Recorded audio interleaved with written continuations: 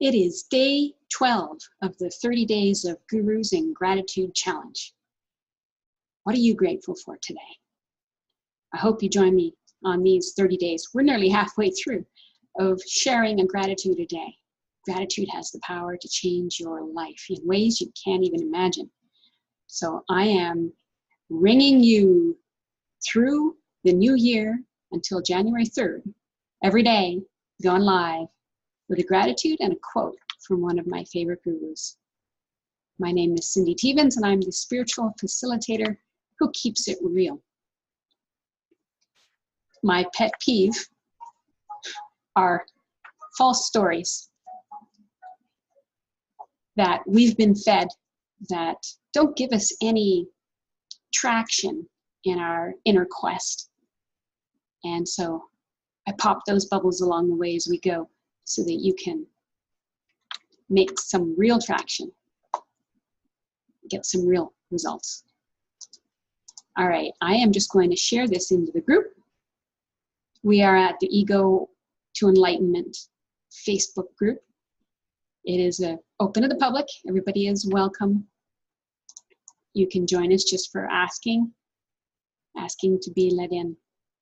And in the new year, I'll be running a new Ego to Enlightenment workshop where I'll be diving deep into everything from ego to enlightenment.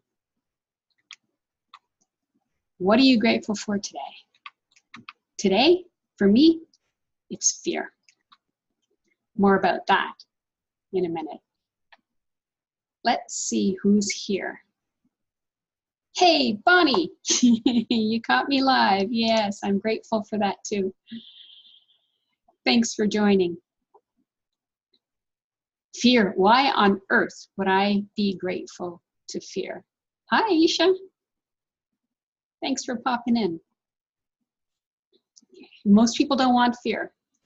In fact, they're so afraid of fear that they can have anxiety.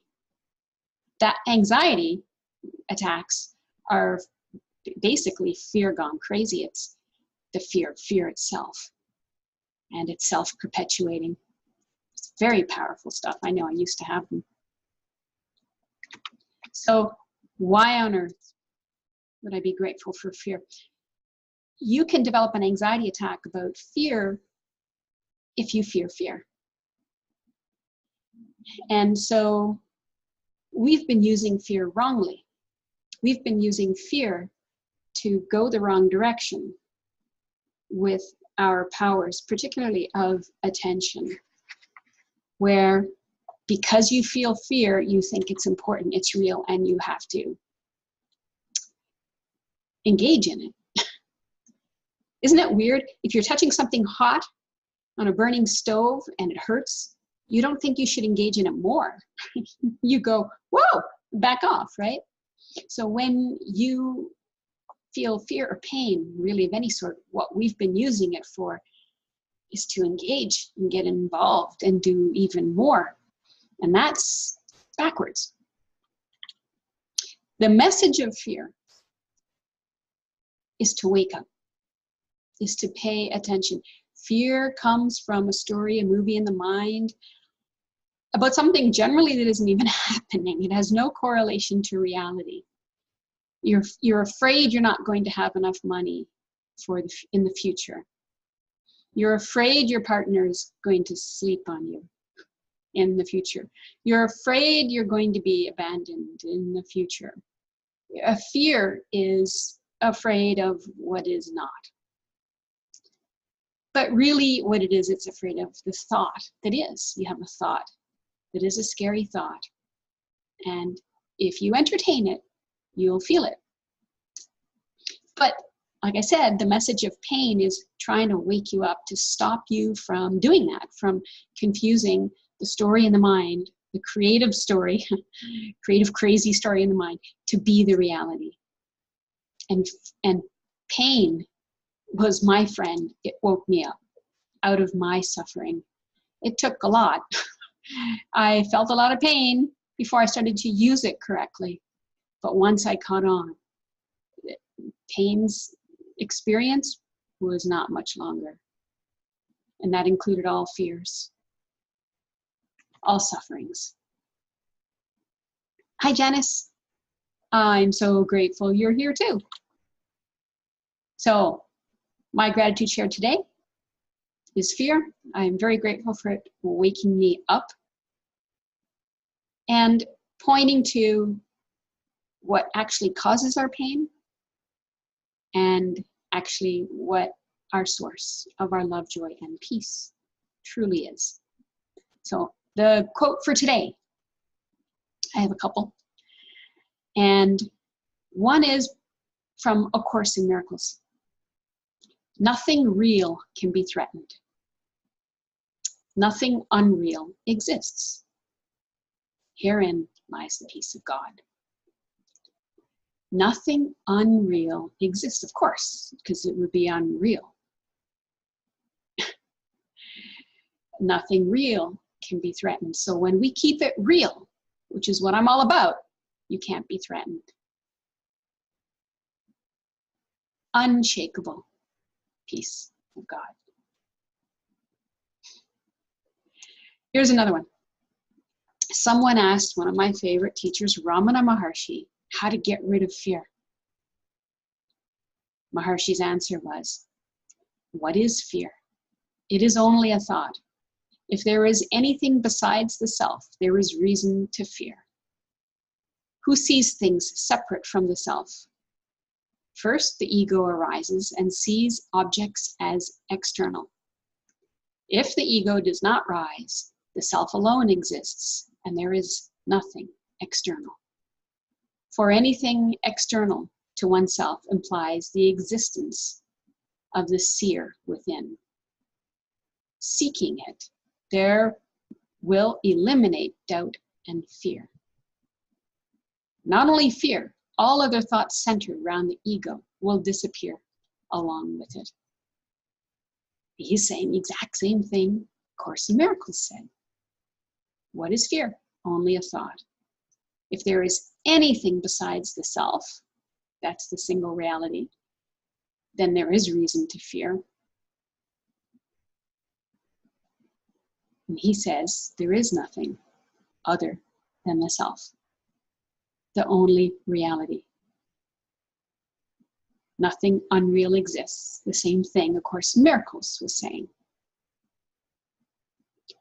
The ego does not exist. So even it need not be feared. Just seen and noticed for what it actually is. And when you do that, it disappears. That's why when I work with people, they'll come to me with some problem and fear or some mental, emotional, we just do a few questions and all of a sudden it disappears. They can't find it. How real was it in the first place? How important was it in the first place if it can, with a few questions, disappear? I'm also grateful for fear, though, because it wakes you up. It won't let you stay in your dream world.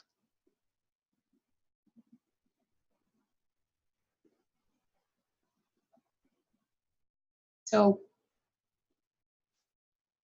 it points to your identity. So it's not just the movie in the mind, but the identity upon which the movie is created. When you come to the edge of finding out the truth of yourself is when fear will rise. In all likelihood, unless you take the path of surrender, fear will rise. Fear of surrender, fear of giving yourself up, fear of not knowing who you are, but you already don't know. So it's kind of redundant. Just the thought of, oh, who will I be, sparks fear in people's hearts. I hear it all the time. But you already don't know. But you're not afraid all the time. Only when you have this thought does fear rise. So if you're feeling fear during self-inquiry, it's a good thing. You're getting close to the root of you, the false you first. and it will be exposed. So fear is very beneficial. Bonnie says, grateful for this emphysema, for without this illness affecting this body, I would still be smoking, yeah, and causing more harm. Also wouldn't have gone through the suffering mentally about the body, causing such confusion of who I am that it sent me on the most important search ever. Absolutely, absolutely. Well, fortunately, you used it that way. You turned toward yourself. Not everybody necessarily will.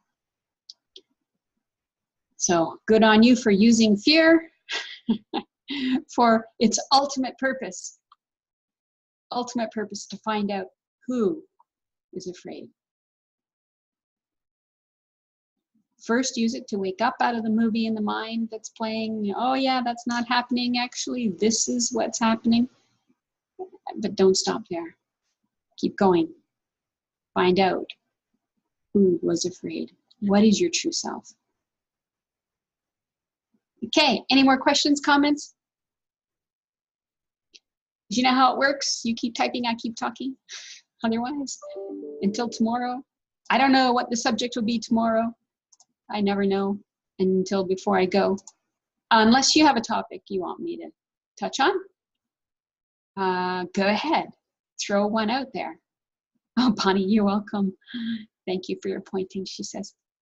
Throw a topic out, and who knows? I could pick it up for tomorrow. I have a few in my back pocket. I have a little list that I go to, pick one out, and if you have one, I throw it into the list.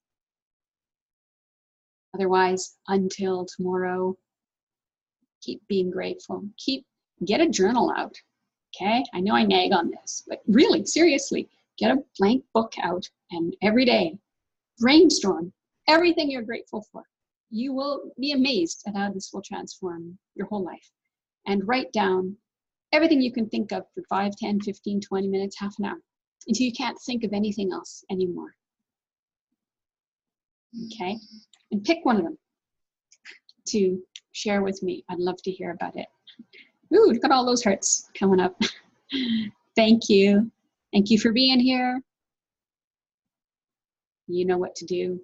Until tomorrow, keep it real. See you next time.